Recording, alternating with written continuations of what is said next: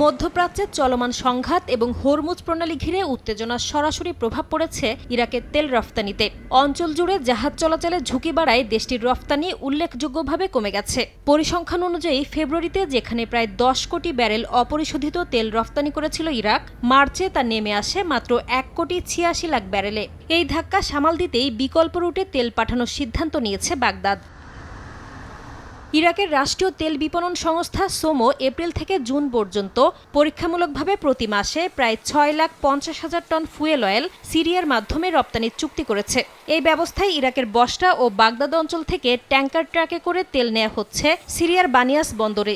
ভূমধ্যসাগরীয় উপকূলে থাকা ওই বন্দর থেকে পরে জাহাজে করে আন্তর্জাতিক বাজারে পাঠানো হচ্ছে জ্বালানি। ইরাক ও সিরিয়ার সরকারের মধ্যে চুক্তি হওয়ার পর ইরাকের অয়েল মার্কেটিং কোম্পানি আল ওয়ালিদ সীমান্ত দিয়ে প্রতিদিন শত শত তেলবাহী ট্যাঙ্কার সিরিয়ায় পাঠানো শুরু করে। এসব ট্যাঙ্কারে ইরাকি তেল নিয়ে সিরিয়ার বানিয়াস বন্দরে যাওয়া হয়। এই রুটে নিয়মিত তেল পরিবহন করছেন শত শত ট্রাক চালক। তাদের দাবি, ইরাক সিরিয়া দুই দেশই নিরাপত্তা ও পরিবহন সুবিধা নিশ্চিত করছে। প্রতিদিনই প্রায় 500 থেকে 600 ট্যাঙ্কার ট্রাক আল ওয়ালিদ সীমান্ত পেরিয়ে সিরিয়ায় প্রবেশ করছে।